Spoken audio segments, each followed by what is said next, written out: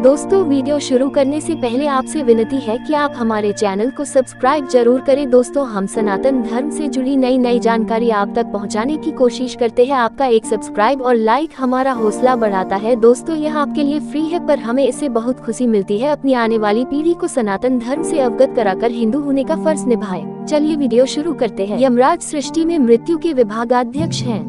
सृष्टि के प्राणियों के भौतिक शरीरों के नष्ट हो जाने के बाद उनकी आत्माओं को उचित स्थान पर पहुंचाने और शरीर के हिस्सों को पांचों तत्व में विलीन कर देते हैं।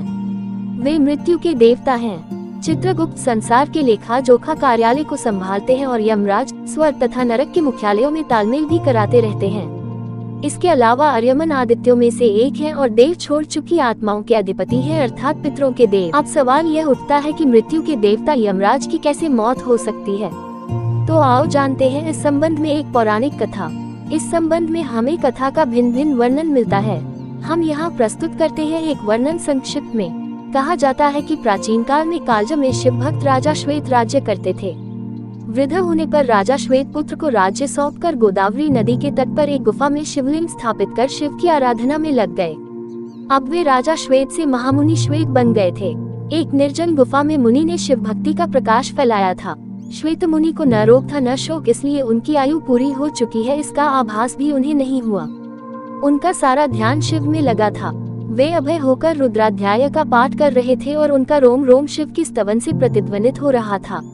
आयु समाप्त होने के बाद यमदूतों ने मुनि के प्राण लेने के लिए जब गुफा में प्रवेश किया तो गुफा के द्वार पर ही उनके अंग शिथिल हो गए। वे गुफा के द्वार पर ही खड़े होकर श्वेत मुनि की प्रतीक्षा करने लगे। कहते हैं कि जब यमदूत बलपूर्वक श्वेत मुनि को वहां से ले जाने लगे तो वहां श्वेत मुनि की रक्षा के लिए शिव के गण प्रकट हो गए। भैरव ने यमदूत मृत्युदेव पर डंडे से प्रहार कर उन्हें मार दिया। इधर जब मृत्यु का समय निकलने लगा तो चित्रगुप्त ने यमराज से पूछा, श्वेत अब तक यहाँ क्यों नहीं आया? तुम्हारे दूत भी अभी तक नहीं लौटे हैं। तभी कांपते हुए यमदूतों ने यमराज के पास जाकर सारा हाल सुनाया।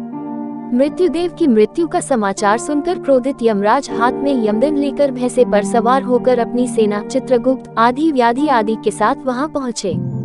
इधर शिवजी के पार्षद पहले से ही वहां खड़े थे। यमराज जब बलपूर्वक श्वेत मुनि को ले जाने लगे तब सेनापति कार्तिकेय ने शक्ति अस्त्र यमराज पर छोड़ा, जिससे यमराज की भी मृत्यु हो गई। यमदूतों ने भगवान सूर्य के पास जाकर सारा समाचार सुनाया। अपने पुत्र की मृत्यु का समाचार सुनकर भगवान सूर्य ब्रह्मा जी व देवताओं के साथ उस स्थान पर आए जहां यमराज अपनी सेना के साथ मरे पड़े थे। तब देवताओं ने भगवान शंकर की स्तुति की। तब भगवान शिव प्रकट हो गए। उनकी जटा में पतित पावनी गंगा रमन कर रही थी। भुजाओं में फुफकारते हुए सर्पों के कंगन पहन रखे थे। वक्षस्थल पर भुजंग का हार और कर्पूर के समान गौर शरीर पर चिताभस्म का श्रृंगार सुंदर लग रहा था। देवताओं ने कहा, हे भगवान, यमराज सूर्य के पुत्र हैं, वे लोकपाल हैं और आपने ही इनकी धर्म अधर्म व्यवस्था के नियंत्रक के रूप में नियुक्ति की है। इनका वध सही नहीं है। इनके बिना सृष्टि का कार्य असंभव हो जाएगा, अतः सेना सहित इन्हें जीवित कर दे, नहीं तो अव्यवस्था फैल जाएगी। भगवान शंकर ने कहा, मैं भी व्यवस्था के पक्ष में हूँ। मेरे और भगवान विष्णु के जो भक्त हैं उनके स्वामी स्वयं हम लोग हैं। मृत्यु का उन पर कोई अधिकार नहीं होता। स्वयं यमराज और उनके दूतों का उनकी ओर देखना भी पाप है। यमराज के लिए भी यह व्यवस्था की गई है कि वे भक्तों को प्रणाम करें। फिर भगवान शिव ने देवताओं की बात मानकर यमराज को प्राणदान दे दिया। शिवजी की आज्ञा से नंदीश्वर ने गौतमी नदी का जल लाकर यमराज और उनके दूतों पर छिड़का, जिससे सब जीवित हो उठे। यमराज ने श्वेत मुनि से कहा, संपूर्ण लोकों में अजय मुझे भी तुमने जीत लिया है। अब मैं तुम्हारा अनुगामी हूँ। तुम भगवान शिव की ओर से मुझे अभय प्रदान करो। श्वेत मुनि ने यमराज से कहा, भक्त तो विनम्रता की मूर्ति होते हैं। आपके भय से ही सत्पुरुष परमात्मा की शरण लेते हैं। प्रसन्न होकर यमराज अपने लोक को चले गए। शिवजी ने श्वेत मुनि की पीठ पर अपना वरदहस्त रखते हुए कहा, आपकी लिंगोपासना धन्य है। श्वेत विश्वास की विजय तो होती है। श्वेत मुनि शिवलोक चले गए।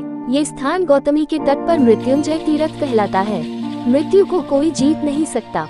स्वयं ब्रह्मा भी चतुर्युगी के अंत में मृत्यु के द्वारा परब्रह्म में लीन हो जाते हैं। लेकिन भगवान शिव ने अनेक बार मृत्यु को पराजित किया है, इसलिए वे मृत्युंजय और काल के भी काल महाकाल कहलाते हैं।